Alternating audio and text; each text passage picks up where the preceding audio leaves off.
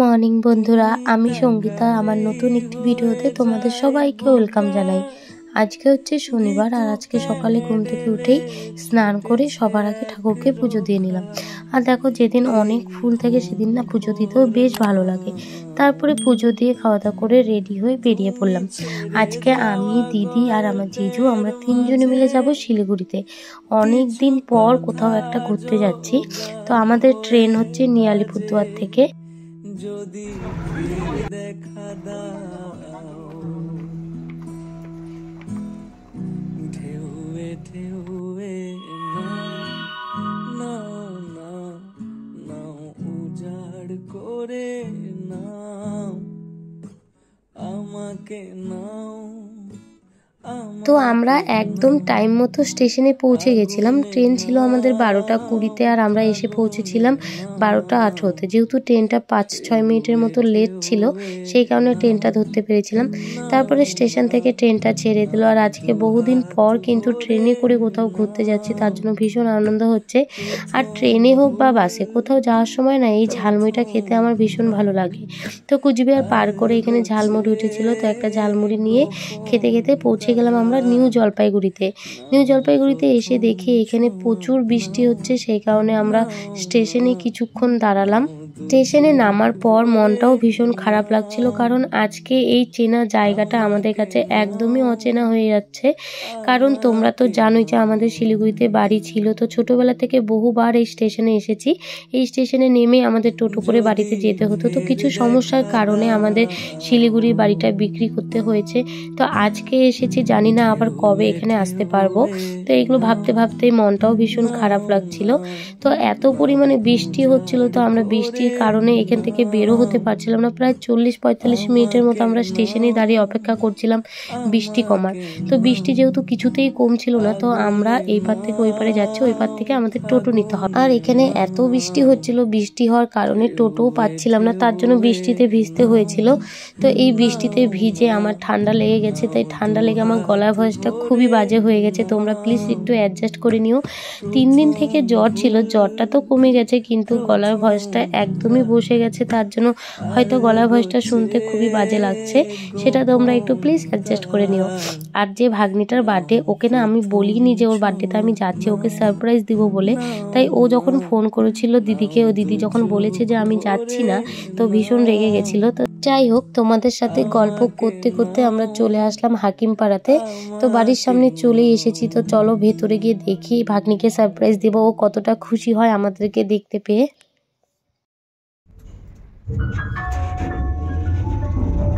এই মিউজিকটা আমার সেই লাগে, ওইটাই তো বললাম ভালো লাগে। ওইটা এই মিউজিকটার কথাই বললাম।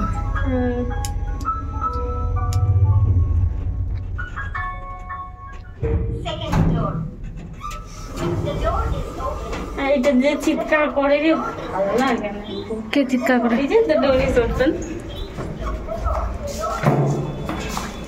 বাড়িতে এসে জানতে পারলাম যে ভাগ্নি অনেকক্ষণ থেকে আমাদের জন্য অপেক্ষা করতে করতে ঘুমিয়ে পড়েছে, তাই আমরা এসে স্নান করে খাওয়া দাওয়া করে নিলাম। তো এই যে আসার পরে স্নান খাওয়া দাওয়া করে এখন আমরা তিনজনে মিলে আসলাম ছাদে। তো দেখো চারিপাশটা। কিছুক্ষণ আগে ভীষণ বৃষ্টি হচ্ছিল, তার জন্য ওয়েদারটাও বেশ ঠান্ডা ঠান্ডা এখানে। কিছু কথা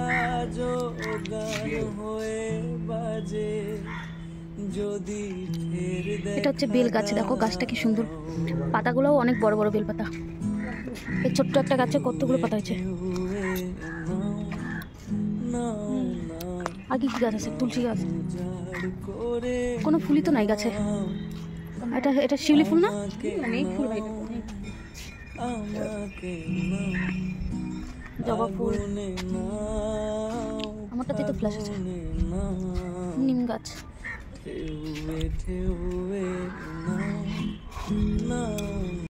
মানে হ্যাপি বার্থডে। এই যে আমি, দেখো আমার দিকে তাকাও, হ্যাপি বার্থডে। আমি না আলিপুর থেকে এখনই আসলাম, বুঝছো? তোমরা যে মিথ্যে বলছো। Happy birthday. আমি জানি তো, তুমি যখন প্রমিস করতে যাচ্ছ না, তারপরে জানি। ও আচ্ছা আচ্ছা, তো এই ব্যাপার। তোকে বোকা ভাবছি? প্রমিস করতে যাচ্ছ না, তার মানে মানি আসবে, তাই তো? তো এই হচ্ছে বার্থডে গার্ল আমাদের। Happy birthday. আজকে ওকে বলিনি যে আমরা আসবো, মানে আমি আসবো, তো এসে ওকে সারপ্রাইজ দিলাম। এসে দেখি ও ঘুমাচ্ছে, যে এতক্ষণে ঘুম থেকে উঠলো। তা আমি আসছি, তুমি কতটা খুশি? অনেক। তো এখন আমরা তিনজনে মিলে বসে পড়লাম বেলুন ফুলাতে। কি তোমার বার্থডে ড্রেস কে দিছে? মা, বাহ, খুব সুন্দর তো। অনলাইন থেকে?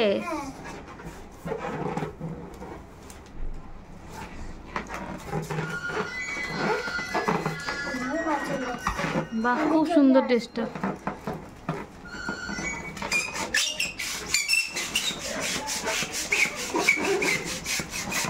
আমাদের বার্থডে গার্ল এখন একা একা মেকআপ করবে। দেখি কি কি দিচ্ছ বার্থডে গার্ল? লিপস্টিক। লিপস্টিক, দেখি লিপস্টিকটা কেমন, কি কালার? এটা বি পিঙ্ক। কি করবে ওর বার্থডে? ওকে কেউ সাজাচ্ছে না, তাই ও নিজে নিজে সাজুগুজু করছে। আমি একাই বলতে পারি। দেখি কেমন হলো, মানে তাকাও। হলো না? সাদা জামাতে কিন্তু লেগে যাবে। তো এই যে আমাদের বার্থডে গার্ল রেডি। ফুল ঘুরে দেখো, একটু ঘুরো ঘুরো ঘুরো। বার্থডে গার্ল রেডি আমাদের। হ্যাঁ, এটা দেখলে, এটা দেখলে, এই যে এটা, হ্যাঁ, এবার এইটা। বাহ, সুন্দর, খুব সুন্দর। তো এই যে আমরা এখন সবাই রেডি হয়ে গেছি। এখানে দিদি, মাসি, জিজু সবাই রেডি হচ্ছে। এটা হচ্ছে আরেকটা ভাগ্নি। তোমার নাম কি বলো? শনায়া। কোন ক্লাসে পড়ো? 3-তে পড়ে। কোন স্কুলে পড়ো? নির্মলা কনভেন্ট। সবাই মিলে রেডি হতে হতে এখানে কেকও চলে এসেছে। মানে কেক হচ্ছে এক আন্টির কাছে অর্ডার দেওয়া হয়েছিল, তো কেকটা কিন্তু ভীষণ সুন্দর হয়েছে। আর এদিকেও সব কিছু ডেকোরেশন করা হয়ে গেছে। এবার পালা হচ্ছে কেক কাটা।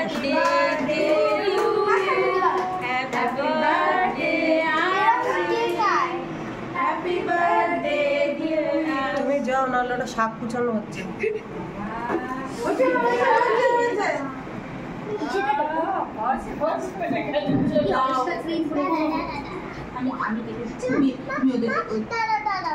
নষ্ট করবে না, উপরের থেকে কারো নিচে থেকে পড়ে যাবে কিন্তু।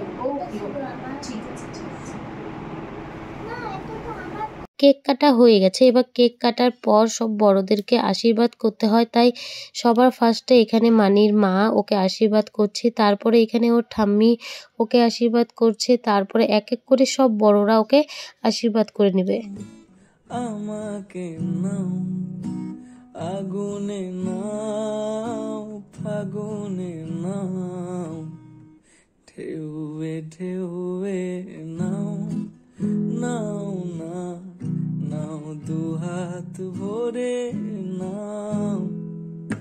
প্রথম ভুল প্রথম রাগ, আলগোছে গোপন তাক, নাও প্রথম ছোঁয়া। এই যে এখানে দিদি কেক কাটছে, সবাইকে কেক দেওয়া হচ্ছে এখন।